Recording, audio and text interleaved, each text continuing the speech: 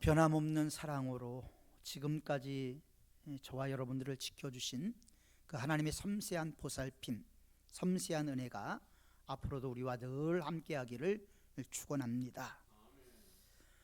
히말라야 고산족들은 양을 매매할 때 크기에 따라서 값을 정하는 것이 아니고 양이 어떤 성질을 가지고 있느냐에 따라서 값을 정한다고 합니다. 일단 양을 가파른 산비탈에 놓아두면 살 사람과 팔 사람이 같이 그 양의 움직임을 살펴보는데, 양이 산 위로 올라가면 값이 올라가고 양이 산 밑으로 내려가면 그것이 아무리 살찌고 풍부해 보이는 양이라 할지라도 값이 내려간다라고 합니다. 위로 올라가는 양은 힘들고 어렵지만 미래를 갖게 되고, 아래로 내려가는 양은 내려가는 것이 수월하지만 나중에는 협곡바닥에 굴러서 굶주려 죽기 때문이라는 것입니다. 우리 환경도 보면 우리가 위로 올라가는 사람이 있는가 하면 아래로 내려가는 사람들이 있습니다. 땅과 피를 흘려야 열매를 볼 수 있는 일들도 있지요. 그래야 값비싼 인생을 살 수가 있는 것입니다. 우리가 읽은 성경 말씀은 산상수훈의 말씀이죠. 산상수훈은 마태복음 5장, 6장, 7장을 산상수훈이라고 합니다.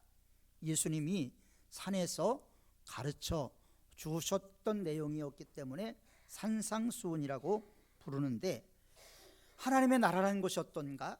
하나님의 나라의 백성들은 어떻게 살아야 되는가? 그리고 하나님의 말씀대로 살아간 하나님의 백성들에게 어떤 결과가 있는가 하는 것을 우리는 마태복음 5장서부터 7장까지 산상수훈에서 배울 수가 있습니다. 그리고 오늘 읽은 우리가 본문의 말씀은 13절부터 시작되는데 산상수훈의 결론적인 말씀입니다. 이 결론적인 말씀에서 예수님은 우리를 향해서 좁은 문, 좁은 길로 가라고 말씀을 하고 있습니다. 우리가 인생을 살다 보면 중대한 결정을 내릴 때가 있습니다. 이쪽 것을 선택하느냐 저쪽 것을 선택하느냐에 따라서 우리 인생의 전체가 바뀌어질 때가 있게 되죠. 어느 것을 선택하느냐는 내가 중심이 되죠. 신앙생활도 마찬가지입니다. 신앙생활도 무엇을 선택할 것인가, 내가 영적인 것을 추구하며 영적인 것을 선택할 것인가, 육적인 것을 추구하면서 육적인 삶을 살 것인가 하는 것도 내 스스로가 결정할 수가 있는 것입니다. 그러므로 주님께서는 오늘 우리에게 선택할 두 가지의 문과 두 가지의 길을 말씀하고 있습니다. 좁은 문, 좁은 길이 있고요, 넓은 문, 넓은 길이 있습니다. 어느 것을 선택하느냐에 따른 결과와 책임도 우리가 분명히 져야 될 내용이겠지요. 그렇다면 넓은 문과 넓은 길은 무엇일까요? 성경은 멸망으로 인도하는 문은 크고 그 길이가 넓어 그리로 들어가는 자가 많다라고 말씀하고 있습니다. 그런데 여러분, 이 말씀을 누구에게 하셨는지 우리가 생각해 본다면 우리가 심각하게 생각해 볼 필요가 있습니다. 이것은 예수님의 제자들에게 하신 말씀입니다. 물론 무리들도 있었지만 그 가운데서 예수님께서 하신 말씀은 우리가 크고 넓은 문으로 들어가는 자가 많은데 그것이 결국 멸망이라고 말씀을 하고 있습니다. 주님께서 말씀하시는 것을 보면 넓은 문은 하나님을 인정하지 않는 것이죠. 하나님의 말씀대로 살아가지 않는 것입니다. 하나님의 말씀을 알면서도 하나님의 말씀대로 살면 우리가 이 세상을 살 수 없다라고 스스로 마귀에게 속는 그런 모습을 보여주고 있는 것이죠. 그래서 문에 들어가면 앞이 쫙 펼쳐져 있고 그 길이 평탄해 보입니다. 쉽게 안심하고 걸어갈 수 있는 것 같습니다. 그래서 많은 사람들이 그 길을 선택을 하게 되죠. 미국에 가는 많은 사람들이 뉴욕에 있는 브로드웨이를 찾습니다. 왜 브로드웨이를 찾을까요? 거기를 찾는 특별히 좋아하는 이유들이 있는데 바로 그것은 우리들의 마음과 생각을 사로잡는 활락가이기 때문이라는 거예요. 그곳에는 음란과 추악한 스트릿바와 매매촌이 아주 성행을 하고 있다고 합니다. 쾌락을 쫓는 사람들이 술과 마약, 도박을 할 수 있고 세월 가는 줄 모르고 자신의 영혼이 썩어가는 줄도 모르고 자신의 영혼이 죽어가는지도 모르고 그 속에서 취해서 살아가는 곳이랍니다. 그러므로 믿지 않는 사람들은 그런 곳을 천국이라고 생각을 하겠죠.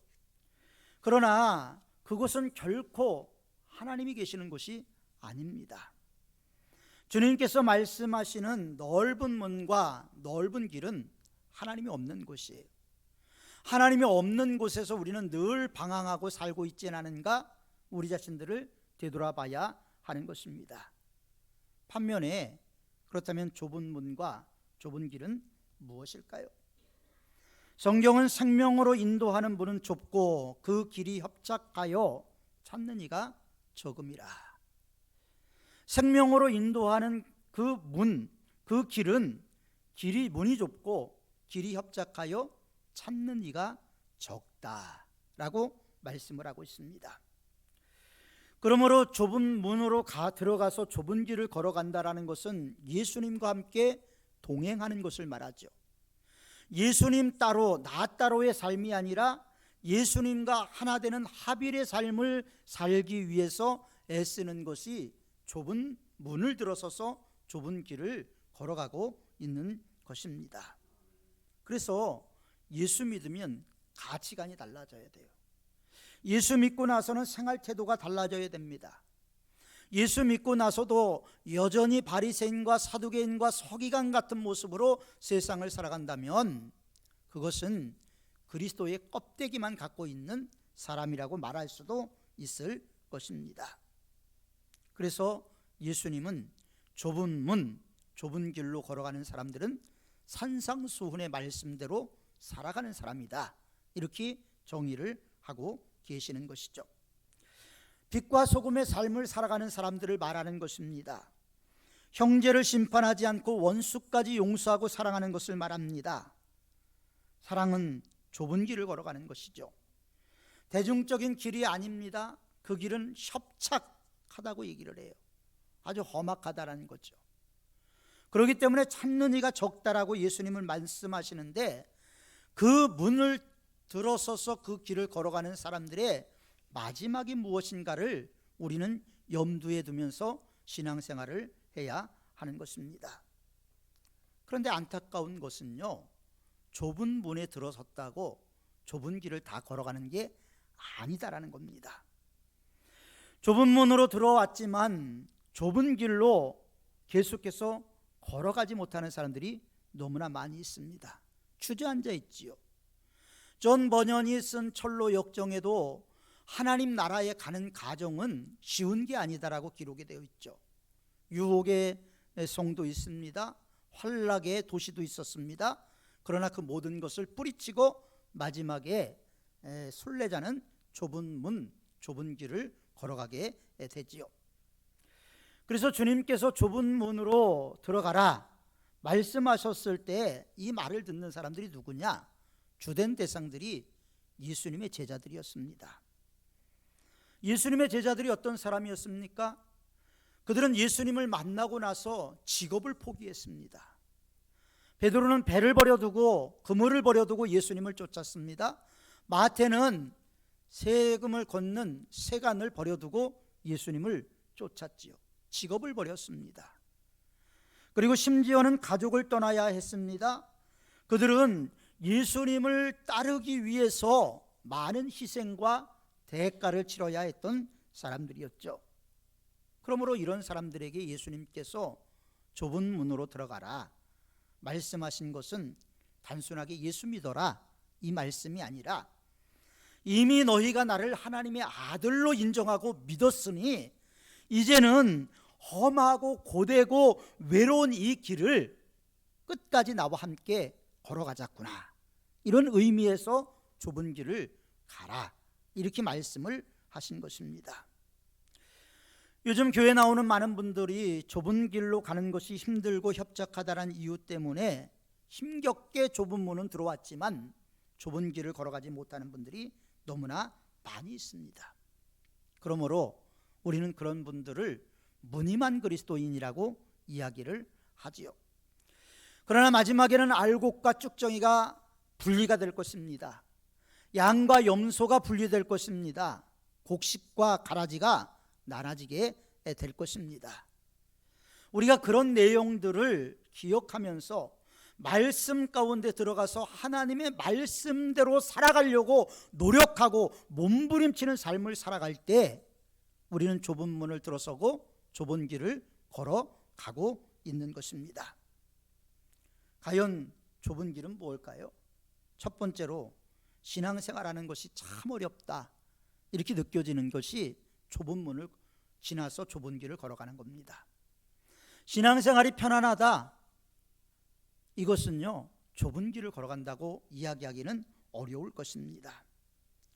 만일 예수님께서 좁은 문을 들어서서 좁은 길로 가라고 말씀하셨음에도 불구하고 우리가 그 길로 걸어가지 못한다면, 그 길이 어렵다는 이유로 돌아선다면 우리는 진정 예수님과 동행하는 삶, 거듭남의 삶, 그리고 거듭남의 비밀을 체험한 사람이라고 이야기할 수가 없는 것입니다.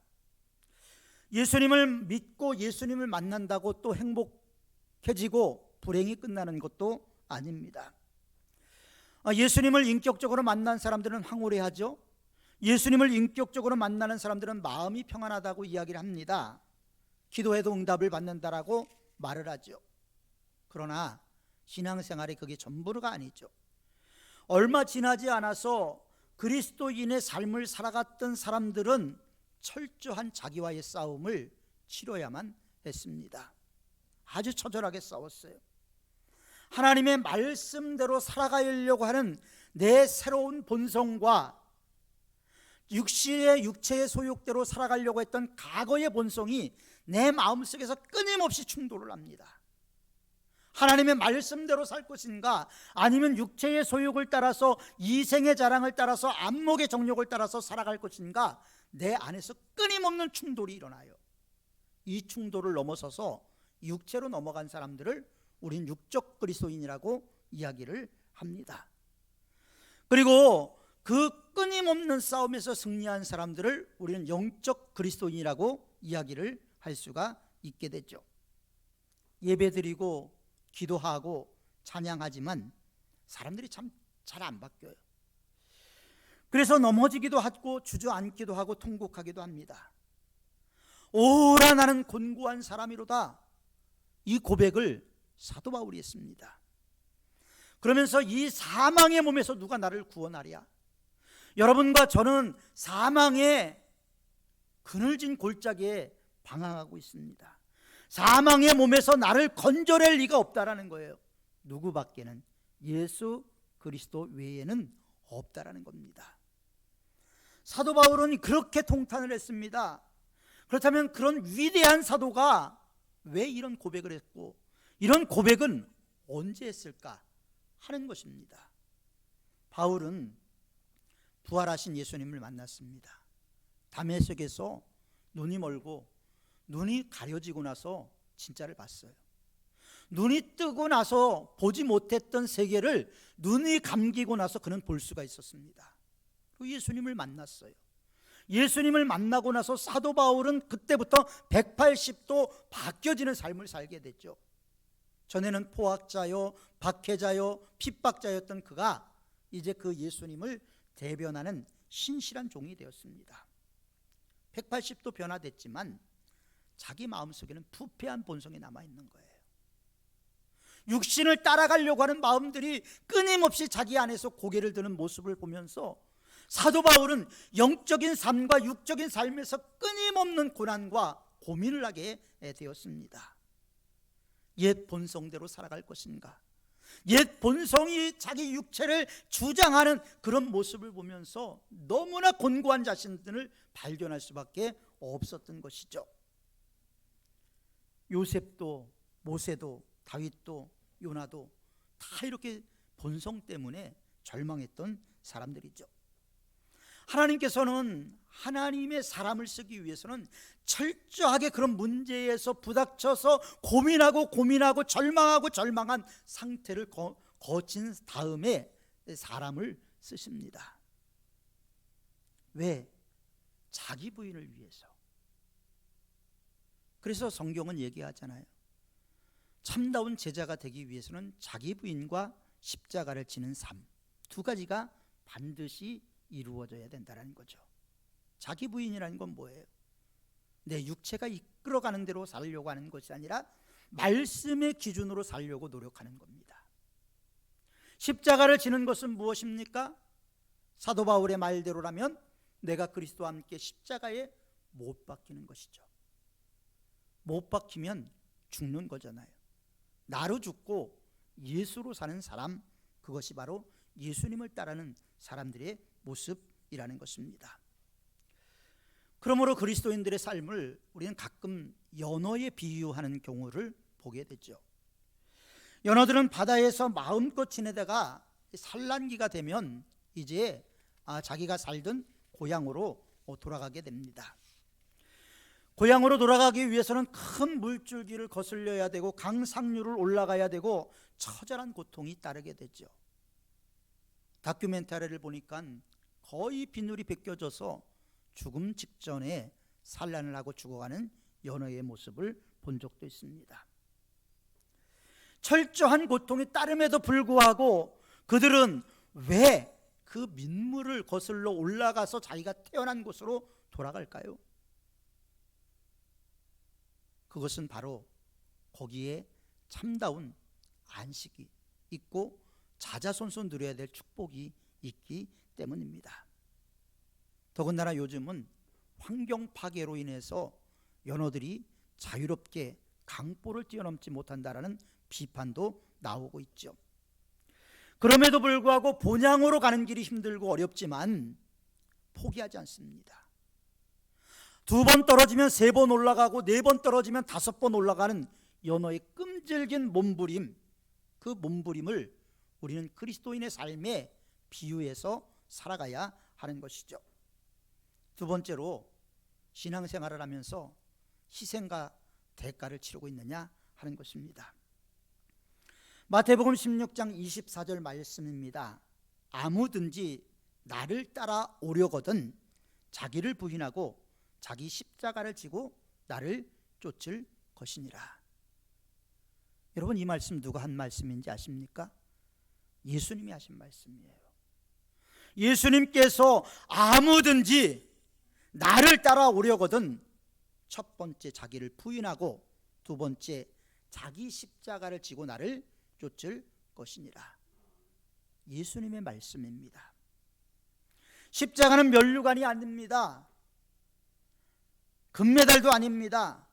내가 손해봐야 되는 거예요. 내가 희생해야 되는 겁니다. 내가 불이익과 핍박을 당해야 되는 것입니다. 내세울 것이 없는 것이죠. 옛 자아의 소욕을 포기하고 말씀의 기준으로 살아가는 것을 말하는 것입니다. 그래서 좁은 문으로 들어왔지만 아직 좁은 길을 걸어가지 못한다는 것은 첫째가 자기 부인과 십자가를 지는 삶을 살지 못하는 것으로도 증명이 되는 것이죠. 여러분, 우리가 믿음이 있는가 믿음이 없는가를 뭘로 봅니까? 하나님은 우리의 중심을 보시지만 우리는 그분의 태도를 봅니다. 신앙생활하면서 교회를 어떻게 섬기는가, 그분의 태도를 보면 믿음이 있는가 없는가 하는 것을 우리는 확실하게 구분할 수가 있게 되죠. 주기철 목사님, 좁은 문, 좁은 길을 걸어간 사람입니다. 일제시대에 우리나라는 민족혼을 말살시키고자 해서 일본에 동조되는 것이 아니라 동조가 아니라 동화를 시키기 위해서 가장 먼저 중요한 문화의 기호인 언어를 말살했습니다. 일본어를 사용하게 했죠. 그러면 민족 정신이 말살이 됩니다. 마치 로마 황제를 신으로 추앙하게 만들었던 것과 마찬가지죠. 그래서 신사참배를 해야 되는데 제국주의의 행포에 이기지 못해서 가장 먼저 천주교가 신사참배를 가결하죠. 그리고 두 번째로 감리교가 신사참배를 가결하게 됩니다. 그리고 마지막에 장로교까지 신사참배를 하기에 이르죠. 그러나 주기철 목사님은 그것이 절대 자기의 신앙 양심에서, 자기 부인과 십자가를 지는 삶에서 용납될 수가 없다라고 확신을 했습니다. 그 결과 주기철 목사님은 신사참배를 거부했고, 주 목사님이 속해 있었던 평양노회는 신사참배를 하지 않는다는 이유로 주기철 목사님의 목사직을 면직시켰습니다. 그리고 이 주기철 목사님의 신사참배에 면직됐던 내용은 제가 신학교와 다닐 때 그때서야 복권이 됐어요. 너무나 안타까운 일이죠. 그렇게 훌륭한 분이라고 우리가 내세우면서 그분을 복권해낸 것은 바로 제가 신학교 다닐 때였다는 겁니다. 주기철 목사님은 굴할 수가 없어서 여러 번 감옥에 갇히게 되고 인간으로서는 견딜 수 없는 고난을 당하게 됩니다. 팬티만 입혀놓고 나무에 매달고 한겨울에 물을 뿌려서 온몸을 얼게 만들기도 하고, 손톱을 반만 뽑아서 어디 부닥치기만 해도 온몸에 전류가 흐르는 그런 끔찍한 고통들을 감당해야만 했습니다. 그렇지만 주기철 목사님은 뭐라고 얘기를 했습니까?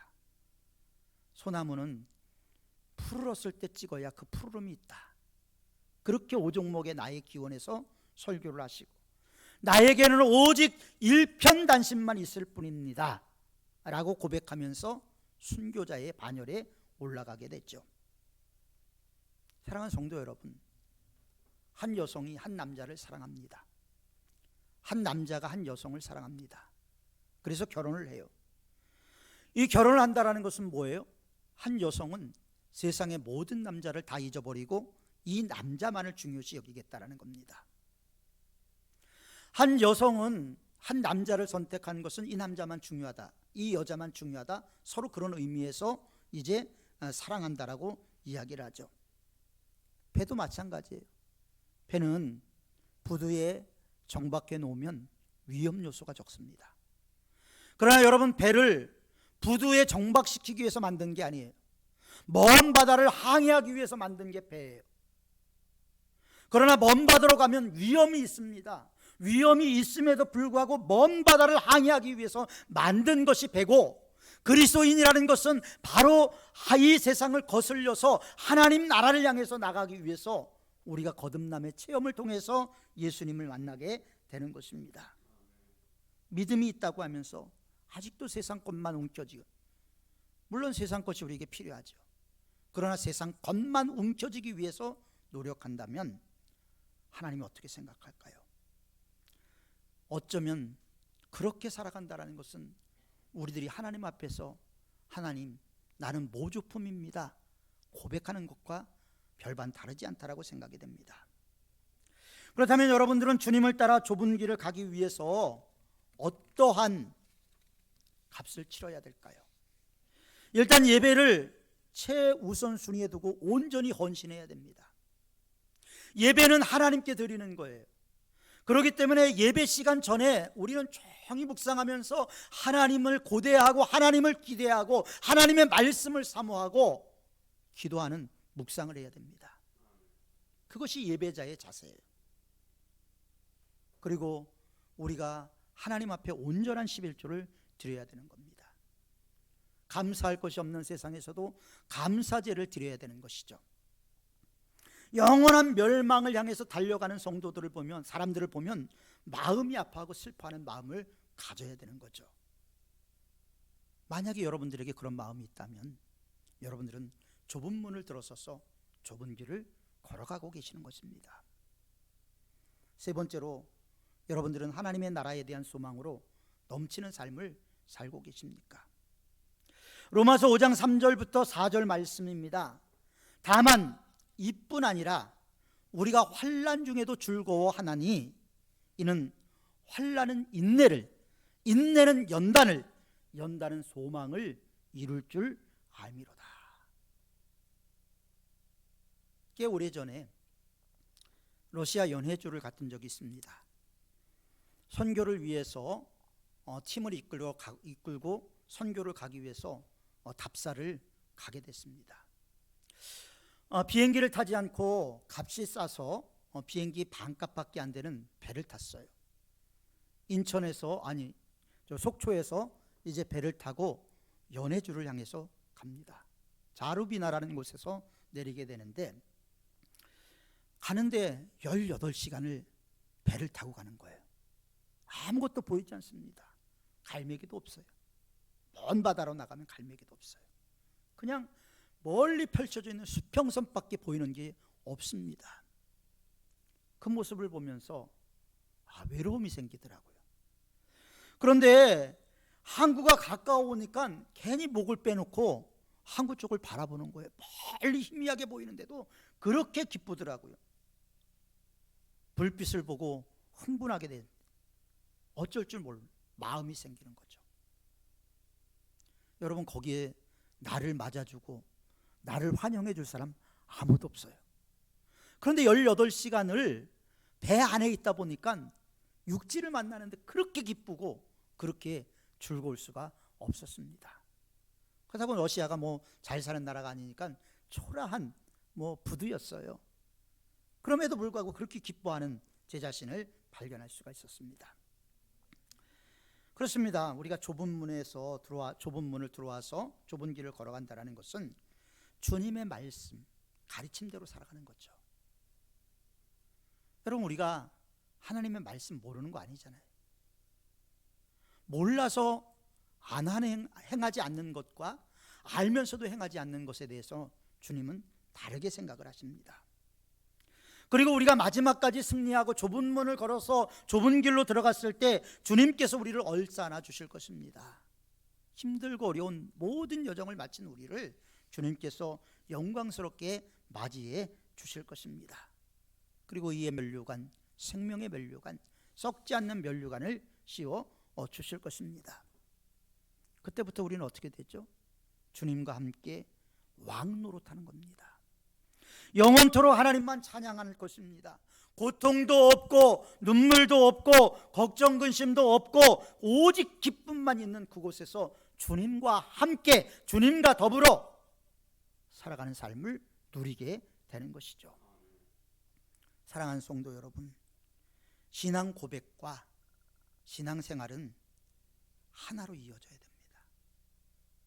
고백이 따르고 생활이 따르다면 그것은 잘못된 것이죠. 우리는 매주 사도신경으로 신앙 고백을 합니다. 그 고백이 내 삶 속에서 일치로 나타나야 하는 것이죠. 좁은 문으로 들어가서 좁은 길을 걸어가는 것은 원칙상 하나예요. 다른 게 아닙니다. 그러나 교회 안에서도 좁은 문으로 들어가기는 했지만 걸어가는 길이 만만치 않으니까 그 문을 나와서 다시 넓은 길로 가려고 하는 분들이 있어요. 예수님 믿기와 예수님 쫓아가기가 일치하지 않는 거죠. 그런데 별로 문제 삼지 않아요. 초대교회는 이런 문제들을 아주 심각하게 다루었습니다. 그런데 우리는 너무나 쉽게 면죄부를 줘요. 살아가니까 어쩔 수가 없지. 하나님도 그렇게 생각할까요? 여러분, 우리의 생각과 하나님의 생각은 분명히 다르잖아요.